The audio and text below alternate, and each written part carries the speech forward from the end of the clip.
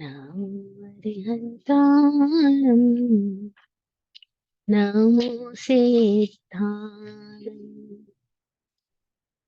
नमो आयर्याणं नमो वज्राय नमो लोये सवसाहूणम्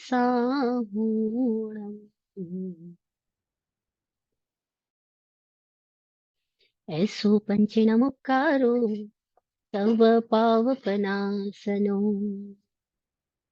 मङ्गलानं च सव्येशम् परमं हवै मङ्गलम् परमं हवै मङ्गलम्।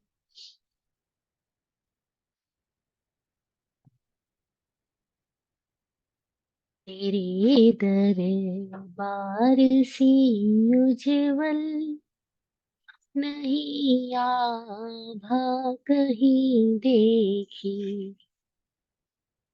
हजारों रंग दुनिया के नहीं खुशबू कहीं देखी। तेरे दरबार सी उज्जवल नहीं आभा कहीं देखी। जन्म तीर्थेश रमण भगवान महावीर स्वामी को भावमय वंदन। चतुर्वेद तीर्थ को प्रणाम। प्रत्यक्ष अप्रत्यक्ष रूप से सहयोगी दृष्टिगत समस्त षटजीव निकायों के लिए सतत आभार आभार आभार।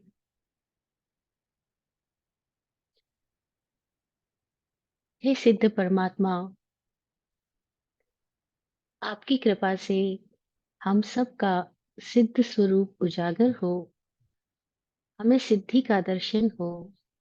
सिद्धा सिद्धिं मम दिशन्तु, सिद्धा सिद्धिं मम दिशन्तु, सिद्धा सिद्धिं मम दिशन्तु।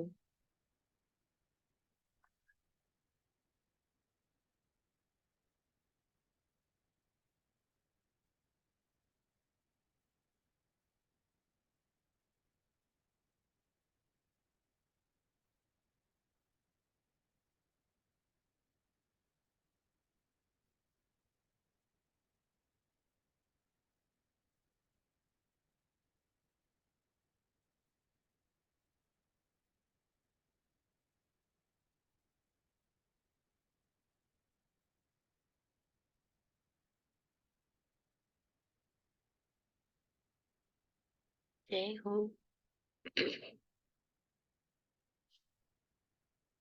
वाचिक उमा स्वाति जी की प्रज्ञा को प्रणाम, जिन्होंने ये सूत्र रचना कर हम सब के लिए एक ब्रिज का निर्माण कर दिया। और हम इस मोक्ष शास्त्र तत्वार्थादिगम सूत्र के सेकंड चैप्टर के फोर्थ सूत्र तक की बात कर चुके हैं। लास्ट सेशन में हमने बात की थी श्राइक भाव के 9 भेदों के बारे में, कि केवल ज्ञान है तो श्राइक ज्ञान है, केवल दर्शन है तो श्राइक दर्शन है। दान, लाभ, भोग, उपभोग और वीर्य अंतराय कर्म की ये 5 प्रकृतियां श्राइक भाव में भी होती है, और आज हम बात करेंगे श्रायोपशमिक भाव में भी होती है। सम्यक्त्व और चारित्र, जो मौन कर्म की 2 मुख्य उत्तर प्रकृतियां हैं, ये उपशम भाव में भी हमने जानी, श्राइक भाव में भी जानी, और आज हम इसको श्रायोपशमिक भाव में भी जानेंगे। मुख्यतः ये चारों जो कर्म प्रकृतियां हैं, ज्ञानावंद्य, दर्शनावंद्य, मोहनीय और अंतराय, जिन चारों को घाती कर्म कहा जाता है, इन चारों का ही श्रेय हो जाए तो जीव मुक्त हुआ। श्रेयोपशम साधक का पुरुषार्थ है, उपशम भी साधक का पुरुषार्थ है, और उदय सभी संसारी जीवों की एक कॉमन अवस्था है, जिसको हम अधिक भाव कह रहे हैं। वो सारे कर्मों की एक उदय उदय अवस्था है जो सभी संसारिक जीवों में है। लेकिन उपशम, श्रेयोपशम और श्रेय, ये तीन अवस्थाएं जो है वो एक पुरुषार्थ की बात है, एक समझदारी की बात है, एक विवेक की बात है, एक जागृति से होने वाली घटना है। सहज है, स्वभाव है। लेकिन चूंकि हम अभी स्वभाव में नहीं है, इसलिए हमारे लिए ये सब पुरुषार्थ जगह है। हमारे लिए ये अवेयरनेस से मिलने वाली होने वाली घटनाएं हैं। तो ये हमने बात पिछले सेशन में की थी। तो कैसे श्राइक भाव के 9 भेदों में हमने जाना था, केवल ज्ञान, केवल दर्शन श्राइक है। और दान आदि पांचों लब्धियां श्राइक कब हो जाती है और क्षमिक कब हो जाती है, आज हम इसको जानेंगे। ज्ञान दर्शन भी श्राइक कब हो जाते हैं, क्षमिक कब हो जाते हैं। कब संयुक्त चारित्र शायिक होता है, कब संयुक्त चारित्र क्षमिक होता है।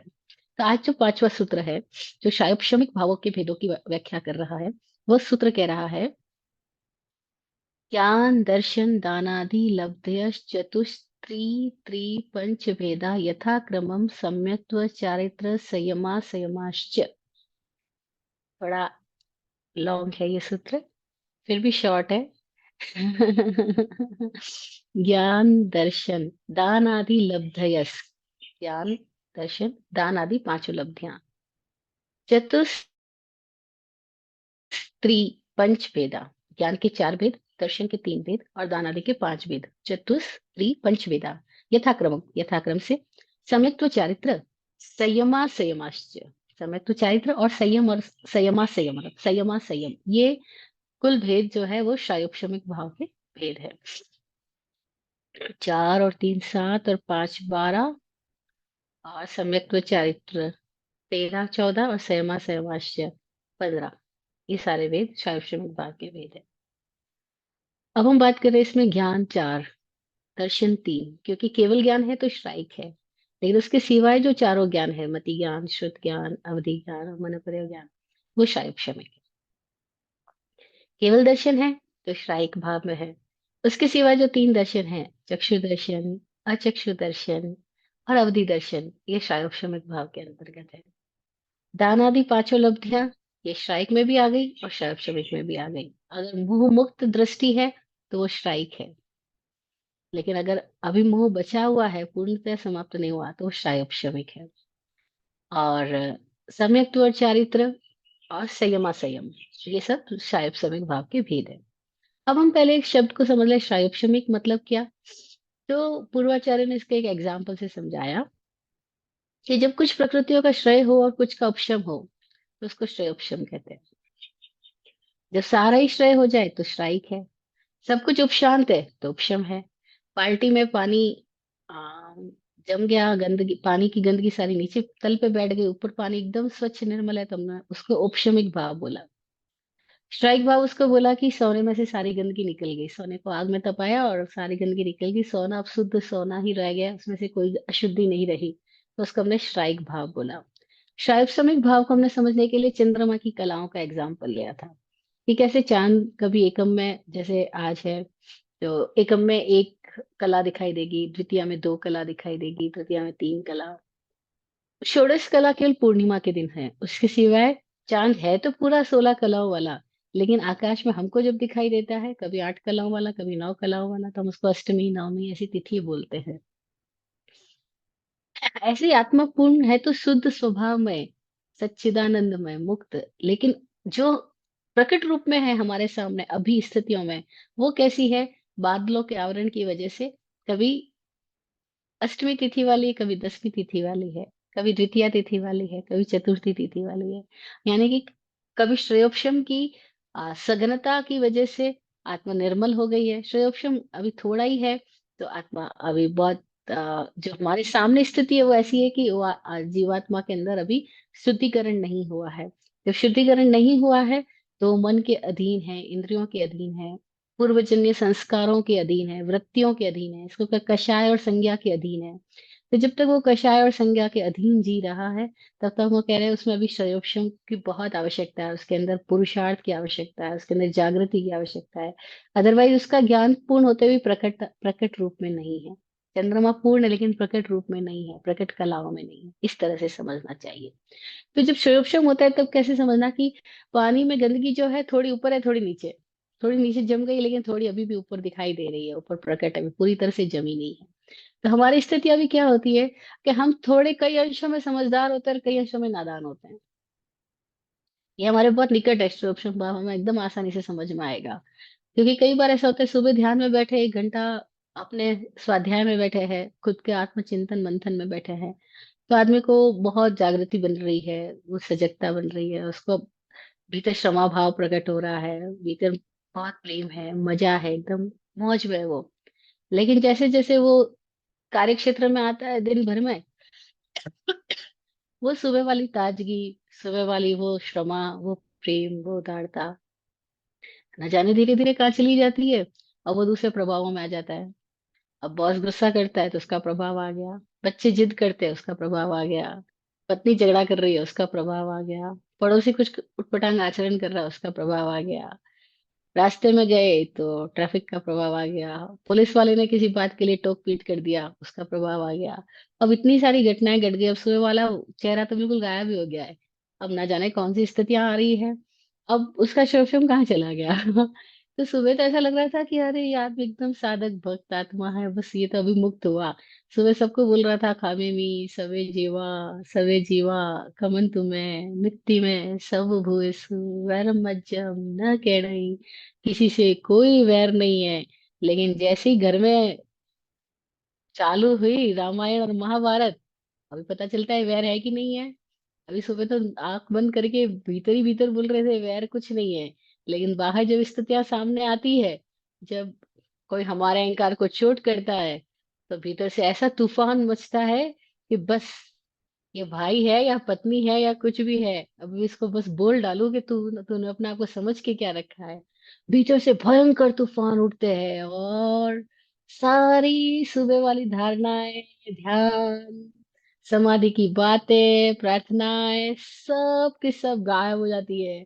और आदमी के भीतर से क्या क्या क्या क्या निकलना शुरू हो जाता है। लोग भी बोलते हैं, अरे यार सुबह तो आप बड़े धार्मिक दिख रहे थे, मंदिर में गए तब तो आपका चेहरा ऐसा था, अरे गुरु महाराज के सामने तो आप बड़ी बड़ी बातें कर रहे थे कि बस मोक्ष कब हो जाए, कैसे ये सारे कर्मों के चक्कर से मुक्त हो जाए। और अभी क्या हो गया इनको भाई साहब को, हाँ? अभी तो झगड़े में आए हुए, अभी तो पैसे के लिए लड़ाई झगड़ा कर रहे हैं, कोर्ट में जाने की बातें कर रहे हैं, ये हो क्या गया इनको। तो हम देखते हैं, हमारे को हम ही समझ में नहीं आते कि हम है क्या। उसमें तो कौन सा वाला चेहरा सही था, सुबह वाला था या अभी वाला है। या शाम वाला होएगा जब वापस पछतावा कर रहे होंगे, हाय रे, मैंने क्यों किया, एक दिन तो मर ही जाना है, फिर झगड़ा क्यों किया, ऐसे नाराज करके क्या हो गया। अब अपनी वाइफ से वापस उसकी वो हाथा जोड़ी कर रहे हैं, भाई प्लीज खुश हो जाओ, मेरे से गलती हो गई, मैं क्या करूँ, गुस्सा आ गया था। अरे ये सब क्या हो गया हमारे भीतर। तो जब उदय में आता है तो हमारे भीतर से आवेग फूटता है, और आवेग के क्षणों में कोई सजग हो जाता है। और जो सजग हो जाता है वो क्या करता है, आवेग के क्षणों में ही उसकी दृष्टि को, वो अपनी दृष्टि को बाहर ले जाने की बजाय भीतर ले जाता है। और आवेग के क्षणों में अपनी दृष्टि को बाहर ले जाने की बजाय भीतर ले जाना, दूसरे पर केंद्रित करने की बजाय खुद पर कर देना, और दूसरों की क्रियाओं पर प्रतिक्रियाशील होने की बजाय अपने ही भीतर उठ रही प्रतिक्रियाओं का साक्षी हो जाना, ये जो पुरुषार्थ कर रहा है वो श्रोषम भाव में जा रहा है। ये जो पुरुषार्थ कर रहा है, ऐसा जो साधक है, ऐसी जो सजगता रख रहा है, जब आवेग आ रहा है उन क्षणों में, बड़ी मजेदार बात है। हालांकि आसान नहीं होता। जब समुद्र के अंदर लहरें ऊपर उठ रही हो, उस समय के अंदर समुद्र में तैरना, उस समय में नदी तालाब में भी तैरना आसान ही नहीं है। क्योंकि नदी में भी हमने देखा, जब हम ऋषिकेश के अंदर गंगा में गए, तो जब हम गंगा में सफरिंग कर रहे थे और इतनी तेज लहर आई, हमारे साथ बोट में बैठने वाले कोई लोग ऐसे थे जो कहते थे कि हमको तो बहुत अच्छे से स्विमिंग आती है, हमको कोई खौफ नहीं है, ये नहीं वो नहीं। लेकिन वो लहर आई और हमारी तो बोट पूरी उल्टी हो गई, और सारे लोग पानी के अंदर। अब जिनको तैरना आता वो तो इतना घबरा रहा, वो कहता यहाँ तैर ही नहीं सकते, क्योंकि तो पानी का तो भंवर जाल बन रहा, इतनी तेज लहरों पे लहरें आ रही है, अब तैरने की कला कोई काम की नहीं आई। वो बोले हमें कुछ नहीं आया, हम तैरने में हमने अपने आप पे फील हुआ कि हमको तैरना आता था, लेकिन यहाँ की स्थिति में हमको कुछ भी तैरना नहीं आया। भाई सिचुएशन आती है तभी तो पता लगता है। ऐसे हम सबको बहुत तैरना आता है, लेकिन जब सिचुएशन आती है, लहरें आती है सामने से, और तब कब हमारी बोट उल्टी पुल्टी हो जाती है, कब हमारी बुद्धि उल्टी पुल्टी हो जाती है, और हम अपनी सारी कलाओं को, सारी प्रार्थनाओं को, ध्यान को, सब धन्यवाद को, सब कुछ को भूल जाते हैं। उस समय तो बस जाल उठते हैं भीतर से, ज्वाला उठती है। और जब वो ज्वाला उठ रही होती है, उस समय आदमी के भीतर से जो धुआं निकलता है, जो वो अपने आप को संभाल ही नहीं पाता। बस वही क्षणों के अंदर जो संभालना सीख ले, उसको तैरना है, उसको अच्छे से अपनी यात्रा को चलना जीना आया। और वो जो सीख रहा है, बस उसको हमने साधक बोला है कि उसकी दृष्टि अपने पर है। दूसरे पे दृष्टि तब तक तो वो साधक नहीं, वो बाधक है। जब खुद पे दृष्टि आई, अब वो साधक। अब वो पुरुषार्थ क्या कर रहा है कि नई आवेगों के क्षणों में वो शांत, अपने ऊपर दृष्टि जमाए हुए, अपने चारों आवेगों के, चारों तरफ हो रहे आवेगों के बीच में वो खुद पे ही नजर लगा के बैठा। हुआ एक बार ऐसा कि बहुत बड़ा जहाज, जिसमें सैकड़ों लोग यात्रा कर रहे हैं, और समुद्र के बीच में जब वो जहाज पहुंचा है, और ऊपर जहाज में ऊपर जो छत बनी हुई है, छत बोले तो ऊपरी जो सिरा है, वहां पे बहुत सारे लोग एक आदमी को बैठ के सुन रहे हैं। और वो एक आदमी है, वो बहुत सारी बातें लोगों को शेयर कर रहा है, क्योंकि लोग उनसे पूछ रहे हैं, लोग मानते हैं कि ये गुरुजी है, ये सत्पुरुष है, ये समझदार है। तो उनसे सब कोई अपने अपने सवाल कर रहे हैं, और वो बैठा सबको प्रश्न का जवाब दे रहा है, और इतने में ही तूफान आ जाता है। एकदम से अचानक से तूफान समुद्र में प्रकट हुआ। सारे लोग जो ऊपर से नीचे की तरफ भागे, कोई दुबक रहे है, कोई कुछ कर रहा है, कोई कुछ कर रहा है, और वो जहाँ बैठा था वहीं बैठा। वो आदमी जहाँ बैठा वहीं बैठा, वो हिला ही नहीं, डुला ही नहीं। वो पहले लोगों को बात कर रहा था, अब उसने बात करनी बंद कर दी, क्योंकि लोग तो चले गए हैं। और वो आंख बंद करके अपने अंदर बैठ गया, बाकी सारे लोग इधर उधर इधर उधर हो गए। सबको लगा अब तो मर ही गए, अब तो खत्म हो गए, जान से हाथ धोना पड़ेगा। सब अपनी अपनी अंतिम प्रार्थनाएं कर रहे हैं, अंतिम कस्में खा रहे हैं, संकल्प कर रहे हैं, कोई कुछ कोई कुछ। कुछ देर के बाद में तूफान शांत हो गया। जब तूफान शांत हो गया, सबको ख्याल आया कि हम कहाँ थे। अरे हम तो फला व्यक्ति के साथ बैठे उनके साथ बतिया रहे थे, और वो हमको कुछ ज्ञान की बातें बता रहे थे, और अभी हमारी तो ये स्थिति है। तो वो वापस जाके देखते हैं कि उनका क्या हाल हुआ। सबको ज्ञान की बातें बता रहे थे, उनका क्या हाल हुआ। जाके देखते हैं कि वो जिस चेयर पे पहले बैठे थे, उस पे अभी भी बैठे, और उनकी आंखें वैसे ही बंद है। और एकदम शांत चेहरे पे, कोई भी आवेग नहीं, कोई भय नहीं, कोई कंपन नहीं। तो फिर कुछ लोगों ने पूछा कि हम सब तो दुबक गए थे, हम सब तो अपने अपनी सुरक्षा ढूंढ रहे थे, आप कहाँ चले गए थे, आपके भीतर भय नहीं आया। वो बोले मैं एकदम सुरक्षित स्थान में पहुंच गया था जब तूफान आया था। सुरक्षित स्थान में, इस बोट में कौन सा ऐसा सुरक्षित स्थान है जहाँ आप पहुंच गए थे जब तूफान आया था। बोले सबसे सुरक्षित स्थान तो मेरे भीतर है। वो एक ही जगह सुरक्षा है, बाहर तो चारों ओर तूफान है, चारों ओर असुरक्षा है। मैं अपने भीतर चला गया आग बंद होने पर। जैसे ही तूफान आया, मैं अपने भीतर एकदम सुरक्षित शांत स्थान में पहुंच गया, वहां कोई तूफान नहीं था। वहां एकदम मौज थी, बस मैं वहीं बैठा रहा। अभी तुम लोग आ गए तो वापस बाहर आ गया, नहीं तो मैं तो अपने सुरक्षित स्थान में बैठा ही था। लोग इतने हैरान हुए, अच्छा ऐसा भी पॉसिबल है। हम सारे लोग जब घबरा रहे हैं, हम सब जगह सुरक्षा ढूंढ रहे हैं, और तुम कहते हो कि मैं सुरक्षित स्थान में था, और वो भी आंख बंद करके अपने भीतर। अरे हमें तो नहीं आता इस सुरक्षित स्थान में जाना। तो बस यही कला सीख लो, इसी का नाम धर्म ध्यान है। यही कला सीखना, इसी का नाम धर्म ध्यान है। क्या है धर्म का ध्यान? कि भीतर आ जाए, भीतर में ध्यान लग जाए। भीतर ही एक जगह सुरक्षा है, चारों ओर असुरक्षा है, सब कुछ बदल रहा है, कभी भी तूफान आ सकता है। हमारे में भी उठ सकता है, हमारे चारों लोगों में भी उठ सकता है तूफान। और जब तूफान आएगा तो पता नहीं क्या क्या स्थितियां आएगी। बिजली भी चमकेगी, बादल भी गरजेंगे, बारिश भी होएगी, ना जाने क्या क्या हो जाएगा, भूकंप भी हो सकता है, कुछ भी हो सकता है। कुछ भी स्थान पे सुरक्षा नहीं है, लेकिन जिसको भीतर जाना आ गया, उसको सुरक्षा के स्थान समझ में आ गया, वो श्रेयोपशम में आ गया। अब वो विचलित नहीं हो रहा है। तो क्या हुआ, वो उठा तो उसके भीतर भी, लेकिन उसके भीतर जो कुछ उठा, वो उसके आवेग में बहा नहीं। कुछ कुछ अंशों में अगर बहा भी, तो भी वापस समझ गया। कुछ कुछ अंशों में अगर पुराना कोई अतीत का आवेग उठ के उसके भीतर आया भी, उसके भीतर से भी भय आया, बहुत प्यारी बात किसी ने कही कि एक बहादुर में और एक कायर में अंतर कितना है। एक बहादुर व्यक्ति में और एक कायर व्यक्ति में अंतर कितना, केवल एक कदम का। कितना अंतर? केवल एक कदम का। जिन स्थितियों में बहादुर एक कदम आगे बढ़ाता है, कायर एक कदम पीछे ले जाता है। बस। जिन सिचुएशंस में कायर एक कदम पीछे ले जाता है, बहादुर एक कदम आगे बढ़ा लेता है, बस इतना ही अंतर है बहादुर में और कायर में, और कुछ नहीं। और हम भी देखते हैं हमारी जिंदगी में कितनी सिचुएशंस आती है, हम क्या करते हैं, कदम आगे ले जाते हैं कि पीछे ले जाते हैं, कदम भीतर ले जाते हैं कि बाहर ले जाते हैं, बस इतना ही फर्क है।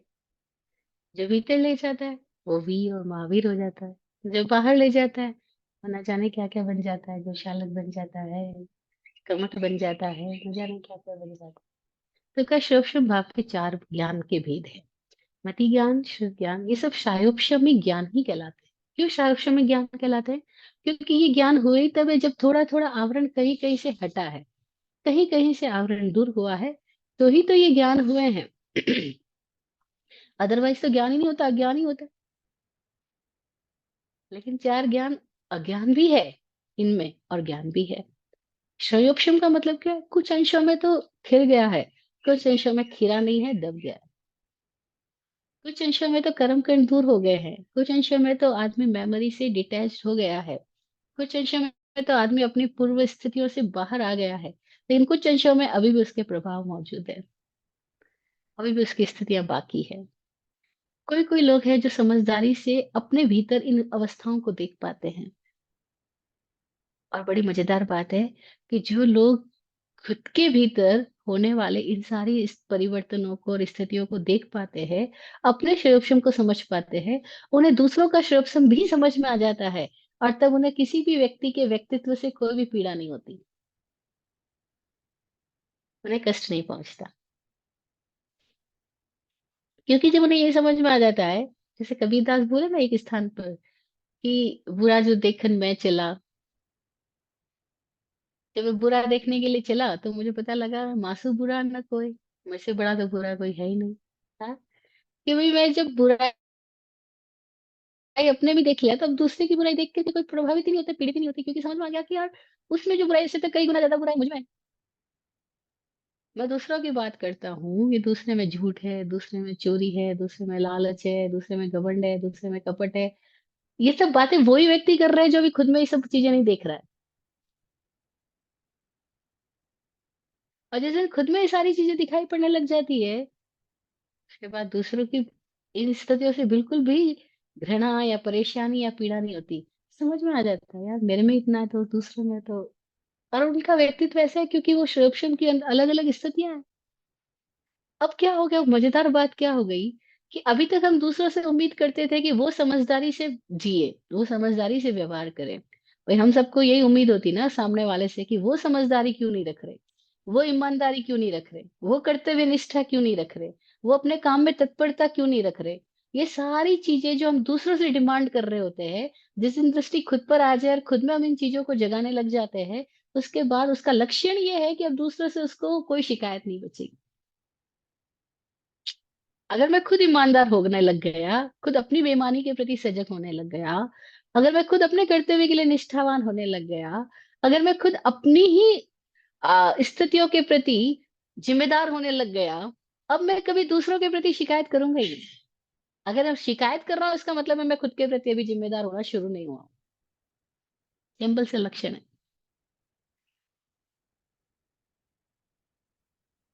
अभी भी शिकायत मौजूद है, यानी एक ही बात है कि मैंने अपने आप की जिम्मेदारी खुद लेना भी शुरू नहीं किया है, तो भी शिकायत मौजूद है, अदरवाइज मौजूद हो ही नहीं सकती। तो शैक्षणिक भाव में चार ज्ञान है। मति ज्ञान, अब मति ज्ञान रूप है, अज्ञान रूप नहीं है। अब वो मति अपने हित में प्रयोग में आ रही है, अपने अहित में प्रयोग में नहीं आ रही। अदरवाइज होता है कि हमारे पास मति है, बुद्धि है, परखने की क्षमता है, सुनने देखने जांचने परखने की क्षमता है, लेकिन सब से हम अपने अगेंस्ट काम में लेते हैं, खुद को दुखी बनाते हैं दुनिया को देख देख करके। तो मति अज्ञान हुआ कि ज्ञान हुआ? मैं देखती थी मेरे पिताजी प्रवचन सुन करके आते थे और परेशान नजर आते, हमने एक दिन पूछा, आपने इतना अच्छा प्रवचन सुना, आपने प्रवचन की, गुरुदेव की तारीफ भी करी, और उसके बाद आप दुखी क्यों हो, परेशान क्यों हो? बोले परेशान इसलिए हूँ कि ये जितने लोग प्रवचन सुनने के लिए आए थे, उन सब ने प्रवचन सुनने के बाद में, जब वो कमरे में जाके ड्रेस चेंज कर रहे थे, सामाई की ड्रेस छोड़ करके अपने वापस दूसरे कपड़े पहन रहे थे, तो वो जो बातें कर रहे थे, उनके बातों में वापस वही सारी बेईमानियां, वही लालच, वही अहंकार, वही सारी वो गुरुदेव की बातों का उपहास कर रहे थे। तो मुझे बड़ा खेद हुआ कि उन्होंने सुना क्या। मैंने कहा उनको कि उन्होंने क्या सुना, आप इसकी परवाह कर रहे हो, आपने क्या सुना वो भी तो देखो।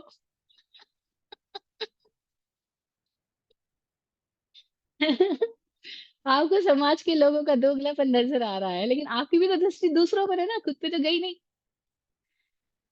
बोले नहीं, मैं खुद को देख रहा हूँ, लेकिन मुझे दूसरों को देख के बड़ा दुख हो रहा है। मैंने कहा फिर गड़बड़ है, फिर खुद को नहीं देख रहे हैं हम, फिर हम भी तो गलत दिशा में ही जा रहे हैं। लेकिन ऐसे ही समाज सुधारक होते हैं, so called social reformers are those जो हमेशा दूसरों की गलतियों का डिब्बा अपने दिमाग में रख करके चल रहे होते हैं, और उनसे उनके घर वाले बहुत परेशान होते हैं। वो बोलते हैं, यार अपने घर की सब चिंता संभलती नहीं, और समाज की चिंता और घर में ले आते हो। तो ज्ञान ज्ञान रूप नहीं होता। जिसका हम ज्ञान बोल रहे हैं वो ज्ञान है ही नहीं, वो हमारे अहित में चल रहा है। क्योंकि हमें तो परेशान कर रहा है, हमें तो हल्का नहीं कर रहा, भारी बना रहा है, हमें तो और ज्यादा टेंशन से भर रहा है। तो ज्ञान कहाँ हुआ? ज्ञान तो वो हुआ जो हमें निर्मल करे,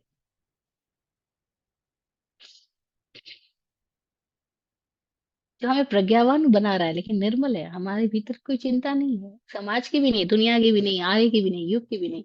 लोग कहेंगे पागल है, युग की तो चिंता करो, समाज की तो करो, जमाने की तो करो, बस वो गड़बड़ सिखा रहे हैं। वो ज्ञान अज्ञान रूप हो गया। जो दूसरों को परीक्षण कर रहा है वो अज्ञान है, जो खुद में मौज ले रहा है वो ज्ञान है। इसलिए ज्ञानी हमें समझ नहीं आएंगे, अज्ञानी समझ आएंगे।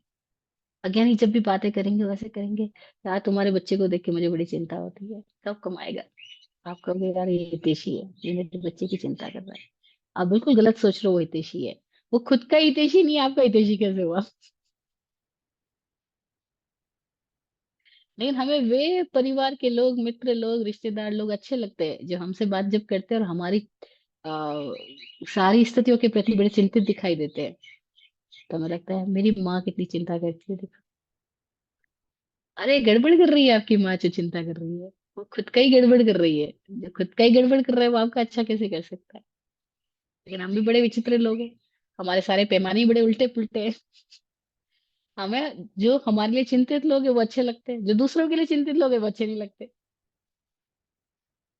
अब आपकी वाइफ आके बोलती है मेरी माँ मेरी बहुत चिंता करती है, देखो कितना ख्याल रखती है। लेकिन जब वो अपने मेरे भाई की चिंता करती है तो मैं बड़ी परेशान होती हूँ, वो भाई की इतनी चिंता क्यों करती है, भाई कर लेगा। अरे वो भाई कर लेगा तो तुम भी तो कर लोगी।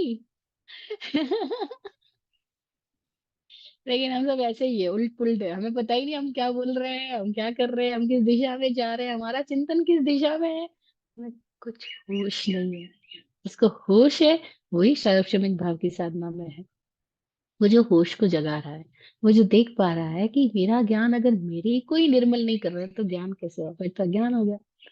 मेरी जानकारियां अगर मुझे स्वस्थ करे, मुझे हल्का फुल्का बनाए, मुझे मौज में लाए, वो तो जानकारियां ठीक भी है, सही दिशा में जा रही है। लेकिन अगर जानकारियां पा करके मैं खाली पर उपदेशक हो गया, व्याख्याकार हो गया, बड़े बड़े बैनर बना करके लोगों के बीच में प्रचारक बन गया, लेकिन मेरी जिंदगी में तो अभी दुख पीड़ा ही है, तो फिर वो ज्ञान नहीं। अपने हर एक स्थिति के प्रति जो सावधान होने लगता है वो ज्ञान को उपलब्ध होता है। तो चारों ज्ञान शायोपशमिक है। यही शायोपशमिक ज्ञान में ही जैसे जैसे व्यक्ति की समझ एकदम निर्मल और पवित्र होती जाती है, कोई एक क्षण ऐसा होता है कि अब व्यक्ति और ज्ञान अलग नहीं रह जाता, उसका नाम केवल ज्ञान है। वो श्राई की स्थिति है। कब वो श्राई की स्थिति है? अब उसको अपने ज्ञान होने का भी भान नहीं, इसका कोई द्वंद है वो खत्म ही हो गया। अभी तो हमें द्वंद होता है, अभी हमारी जो स्थिति हम देखते हैं हमें द्वंद होता है, क्योंकि कभी तो हम आपके प्रति आश्वस्त होते, कभी हम अपने आपके प्रति आशंकित होते। अभी जो हमारी स्थिति है, उसके अंदर हम लोग द्वंद मुक्त नहीं है, कॉन्फ्लिक्ट लेस नहीं है। हमारे अंदर अपनी ही स्थितियों को ले।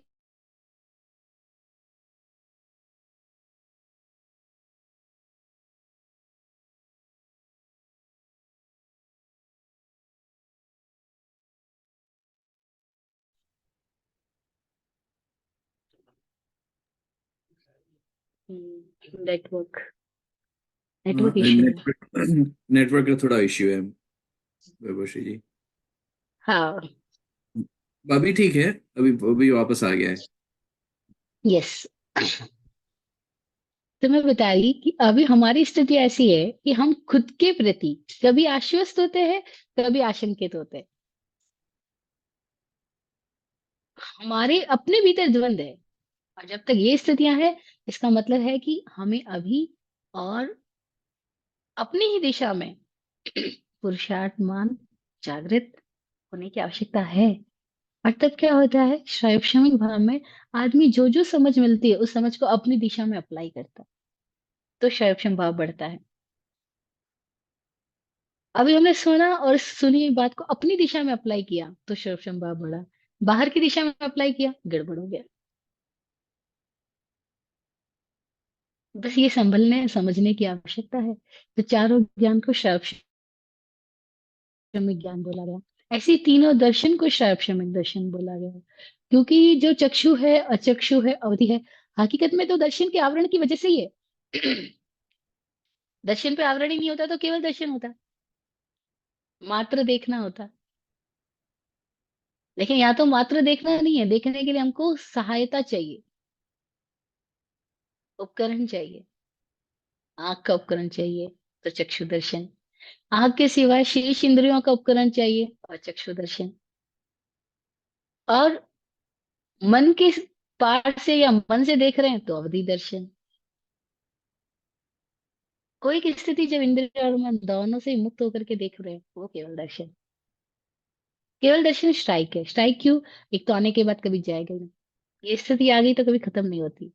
सार्वभौमिक का मतलब क्या है, कि इनमें हमेशा शेयर मार्केट की तरह ऊपर नीचे होता रहेगा व्यक्ति।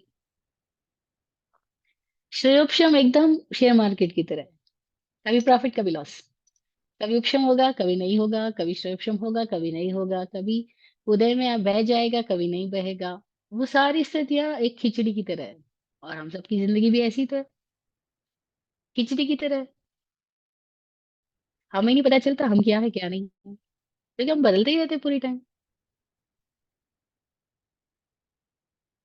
तो शरवक्षम में तीनों दर्शन को बताया कि तीनों दर्शन शायोपशम एक दर्शन है, चक्षु, अचक्षु और अवधि दर्शन।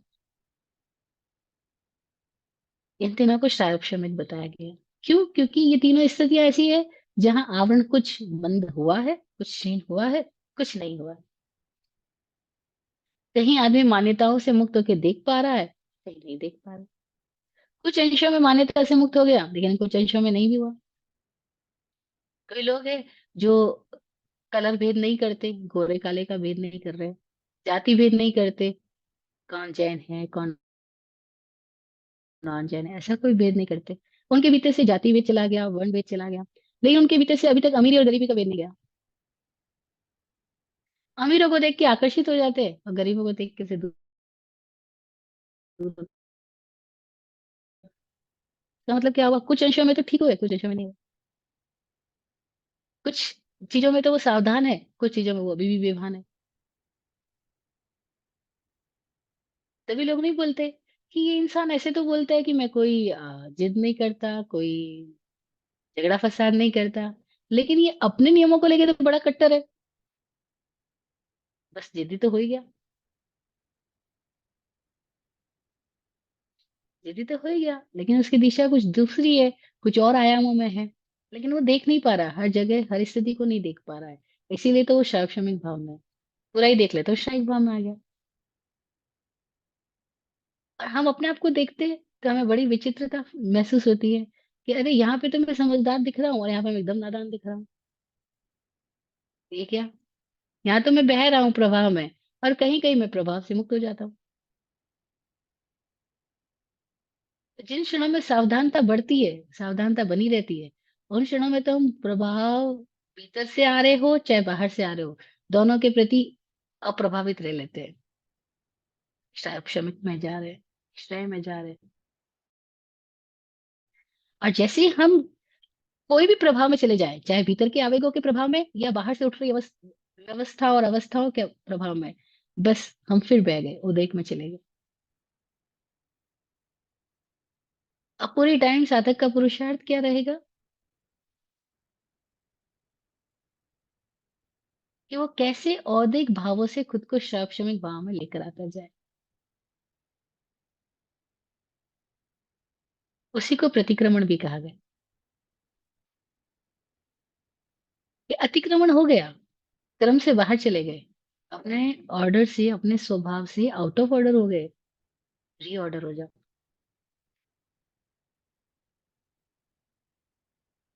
कब करने की आवश्यकता है प्रतिक्रमण? एक दिगंबर संत से विराट गुरु जी की बातचीत हो रही थी। विराट गुरु जी ने उनसे पूछा, आप प्रतिक्रमण कब करते हैं? क्योंकि प्रतिक्रमण संध्या काल में मोस्टली करते हैं। तो गुरु जी ने पूछ लिया, प्रतिक्रमण कब करते हैं? दिगंबर संत बोले, कभी भी, जैसे ही अतिक्रमण हुआ वैसे ही कर लेते हैं। बड़ी मजेदार बात लगी। जैसी गंदगी लगी वैसी सफाई कर ले। जैसी लगा कि अभी चित्त धारा बाहर चली गई है, वैसे भीतर की ओर ले आए इसको। विराट गुरु जी की बहुत प्यारी एक प्रतिक्रमण के ऊपर कविता है। वो कहते, यदि तेरा हर कार्य निज गुण दे बता, प्रतिक्रमण की है यही बस गुणवत्ता। कि तेरा कार्य अपना गुण खुद ही बता दे। मतलब तू किस स्थिति में खड़ा है, वो तुझे दिखाई पड़ता रहे। तेरे एक्शंस किधर जा रहे हैं, तेरी एक्टिविटीज कहाँ है, होश में बेहोश में है। इसको क्वालिटी समझ में आने लग जाए तो आदमी अतिक्रमण से प्रतिक्रमित होता जाएगा। मतलब उसे खुद ही दिखाई पड़ने लगेगा कि मेरी रचना मैं कैसे कर रहा हूँ। हमें दिखाई पड़ने लग जाए कि मेरा ही कल्प मेरी सृष्टि है, और मैं लगातार किस तरह का कल्प में अपने आप को विनियोजित कर रहा हूँ। कैसे अपने आप को अपनी ही कल्प में, अपने ही संकल्पों में, अपने ही विकल्पों में खुद को ही डाले जा रहा हूँ, खुद की एनर्जीज को इन्वेस्ट किए जा रहा हूँ। वो दिखाई पड़ने लग जाए तो आदमी वहां से ऑटोमेटिकली मुक्त होने लग जाए। तो सम्यक दर्शन का सतत अभ्यास शैक्षणिक भाव का अभ्यास है। इसलिए सम्यक्त्व और चारित्र को शैक्षणिक भी बोला है, उपशम भी बोला, शाइक भी बोला और शैक्षणिक भी बोला। क्योंकि हमारी अलग अलग अवस्थाएं हैं, स्थितियां हैं। कभी हमारा समकित और चरित्र उपशमित होता है, मौन कर्म का उपशांत होता है, हम कर रहे होते हैं उपशांत। कभी हम जब मुक्ति हो गए तो श्राइक हो गया सम्यक्त्व चारित्र। लेकिन अभी मुक्त नहीं हुए हैं, मुक्ति के पुरुषार्थ में, यात्रा में है, फिर प्रभाव में चले जाते हैं, फिर आ जाते हैं। तो क्या स्थिति बताई? तो बोला शैक्षणिक सम्यक्त्व, शैक्षणिक चारित्र। इसका मतलब क्या हुआ? कि कभी हमारी दृष्टि निर्मल रह रही है, कभी दूषित हो रही है। कभी फिर शंकाओं के आवेग घेर लेते हैं, फिर कामनाओं की वृत्तियां हमारे को प्रभावित कर रही होती है। कहाँ लालच में हम फंस रहे होते हैं, लेकिन फिर होश में भी आ रहे होते हैं। फिर वापस खुद को संभाल भी रहे होते हैं, सारी व्यर्थता देख भी रहे होते हैं। तो दोनों स्थितियां में है। इसको ऐसे बोल सकते हैं, दहरी का दीपक। जो दहली का दीपक है, वो भीतर भी प्रकाश दे रहा है और बाहर भी प्रकाश दे रहा है। दहलीज पे यानी बाउंड्री पे जो दीपक लगा दिया आपने, बाउंड्री के ऊपर आप खड़े हो। जैसे आप, आपके रूम का गेट, आपके घर का जो गेट है, आप जो घर का गेट है उसको दहलीज बोलते हैं, है ना? तो उस दहलीज पे अगर आपने दीपक लगाया है, तो वो दीपक क्या करेगा? भीतर भी रोशनी फैला रहा है, घर के अंदर भी, और घर के बाहर वाला सड़क को भी प्रकाशित कर रहा है। तो कभी कभी हमारी स्थिति दहली के दीपक की तरह है। हम बाहर भी देख रहे हैं, हम भीतर भी देख रहे हैं। हम बाहर भी जा रहे हैं, हम भीतर भी जा रहे हैं। तो उसको क्षयोपम भाव बोला।